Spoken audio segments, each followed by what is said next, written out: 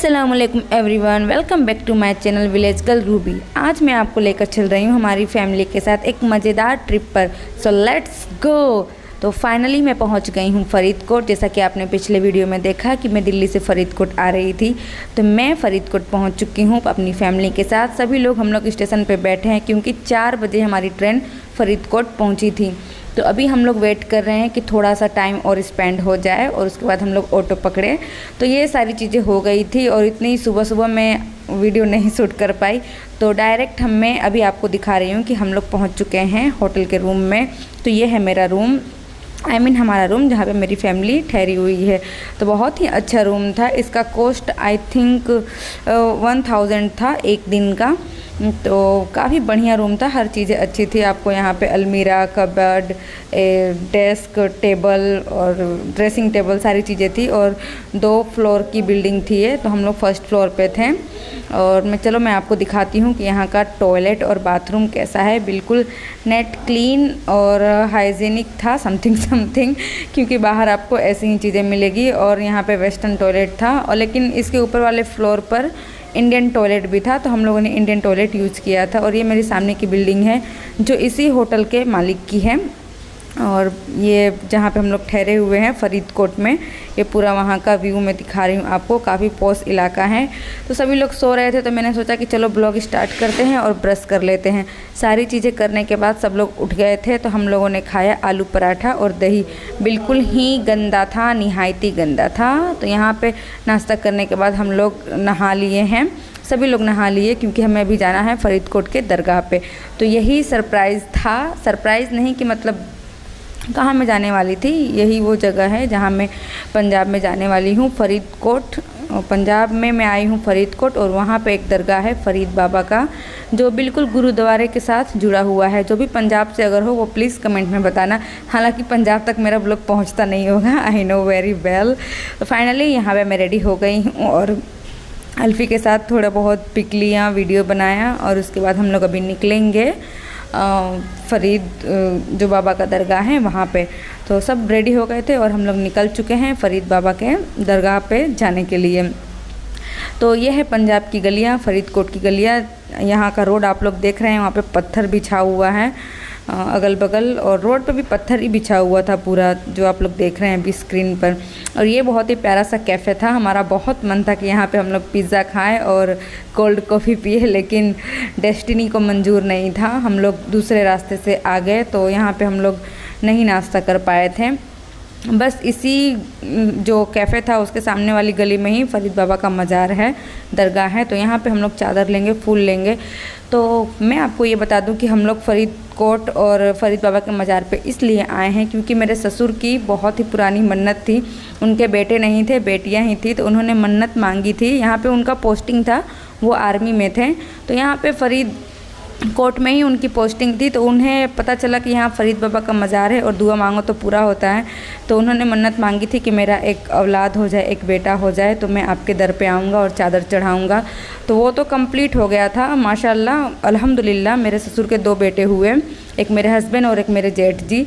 लेकिन मेरे ससुर यहाँ तक नहीं पहुँच पाए थे, उनकी डेथ हो गई है। तो हम लोग उनकी ही विश को पूरा करने के लिए यहाँ पे आए हैं।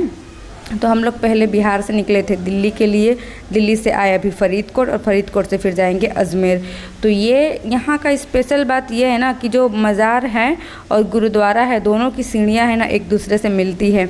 एक से उतरेंगे तो मज़ार पे पहुँचेंगे, और मज़ार से उतरेंगे तो सीधा जो गुरुद्वारा है उसमें पहुँच जाएंगे। तो बहुत ही मुझे प्यारा लगा। मैं लाइफ में पहली बार गुरुद्वारे आई थी। सॉरी अगर मैं ठीक से प्रोनाउंस नहीं कर पाऊँ गुरुद्वारे को, तो माफ़ करना मुझे। और यहाँ पे गुरुद्वारे के अंदर एंट्री करने से पहले ये पैर धोने के लिए पानी लगाया हुआ था, जो बहुत ही यूनिक लगा मुझे। हम लोगों ने इसमें बहुत मस्ती की, छपाक किया, और उसके बाद पैर को साफ़ किया और फिर अंदर गए हम लोग। तो ये जो पेड़ देख रहे हैं, ये फरीद बाबा इसी पेड़ के नीचे बैठे हुए थे। हालांकि फरीद बाबा का यहाँ जो वो मकबरा होता है वो नहीं है, वो बस जिस पेड़ के नीचे बैठे हुए थे वही पेड़ यहाँ पे रखा हुआ है, और ये उनका फ़ोटो था। और यहाँ पे तेल डालते हैं, उसी तेल से ये दिया हमेशा जलता रहता है, ये दिया बुझता नहीं है। तो मेरी सासू माँ यहाँ पे तेल डाल रही हैं। हालांकि मैं इन सब चीज़ों में बिलीव नहीं करती हूँ, लेकिन कुछ जो पुराने लोग होते हैं वो बिलीव करते हैं, और उन्हें कितना भी हम समझाएंगे ना, वो लोग समझते नहीं हैं। तो मैंने भी ज़्यादा कुछ नहीं समझाया, उन्हें जो अच्छा लगा मैंने करने दिया। मैं भी साथ साथ में खड़ी थी, लेकिन हाँ, दिल ही दिल में अल्लाह से ही दुआ कर रही थी मैं, और इनके वसीले से, इनके ज़रिए से दुआ कर रही थी कि वो मेरी बात अल्लाह तक पहुँचा दे, क्योंकि ये लोग ज़्यादा पहुँचे हुए हैं ना हमसे। तो ये फ़रीद बाबा का जो पूरा पिक्चर है, जो दिखाया गया है कि किस तरह से वो यहाँ पे आए थे। पूरी स्टोरी तो मुझे भी नहीं मालूम है ठीक से।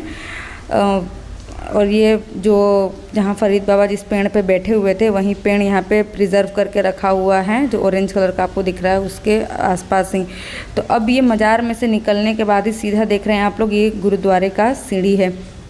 तो यहाँ से अंदर हम लोग गुरुद्वारे में जा सकते हैं। थोड़ा बहुत यहाँ वहाँ देखा हम लोगों ने, फिर मेरी सासू माँ यहीं पे वापस आई दुआ करने के लिए।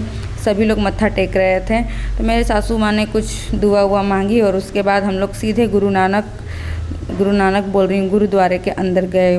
पूरा फुल्ली एसी था, एकदम सेंट्रलाइज एसी था इसमें, बहुत ही बढ़िया लग रहा था, एकदम सुकून फील हो रहा था। लाइफ में पहली बार मैं गुरुद्वारे के अंदर आई हूँ। हालांकि टीवियों में बहुत देखा है, फिल्मों में हर जगह देखा है, लेकिन जो रियल फील होता है ना, वो यहाँ पे आके मैंने फिज़िकली फील किया। बहुत ही अच्छा था। देखो, हर धर्म की अपनी अपनी मान्यताएं हैं, लेकिन हर धर्म में एक बात जो होती है ना, वो सेम होती है, सुकून। कि आप किसी भी रिलीजियस चीज़ पे जाएंगे ना, मंदिर हो, मस्जिद हो, गुरुद्वारे हो, चर्च हो, आपको एक सुकून मिलता है। वो सुकून था यहाँ पे, मैंने फ़ील किया। काफ़ी शांति थी। हर लोग, मतलब बहुत सारे लोग यहाँ पे आ रहे थे, अपनी दुआएं मांगी, और थोड़ा बहुत बैठ के जो धार्मिक किताबें होती हैं वो लोगों ने पढ़ी। फिर उसके बाद सीधा जो गुरुद्वारे की सीढ़ी से हम उतरते हैं, तो ये लंगर का जो वहाँ पे बनाया गया है, लेकिन हम लोग लेट पहुँचे थे, लंगर ख़त्म हो चुका था। हम लोग 3-4 बजे लंगर में पहुँचे थे, तो लंगर का जो खाना था वो ख़त्म हो चुका था, इसलिए मुझे हंसी आ रही थी कि हम लोगों ने लेट कर दिया। तो चाय मिल रहा था, तो चाय पिया हम लोगों ने, और बस अब हम लोग निकलने वाले हैं अजमेर का ट्रेन पकड़ने के लिए। तो 8-9 बजे करीब हमारी ट्रेन थी। हम लोग फरीदकोट स्टेशन पे आ चुके हैं। बहुत ही छोटा सा स्टेशन है, एकदम देख रहे हैं आप लोग, बहुत ही ज़्यादा शांति है।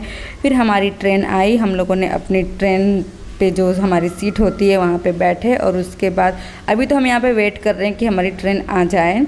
तो नीचे से ही चढ़ना था, स्टेशन प्लेटफॉर्म नहीं बना हुआ था, तो चढ़ने में थोड़ी बहुत दिक्कत आई, लेकिन हम लोग अल्हम्दुलिल्लाह ठीक से चढ़ गए। तो अब आगे का ट्रिप आपको मिलेगा अजमेर से लेकर सूरत का।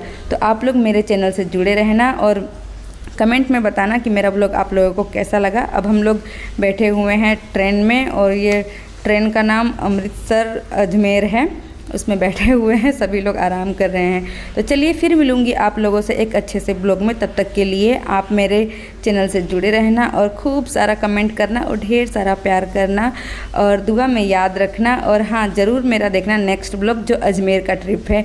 बाय।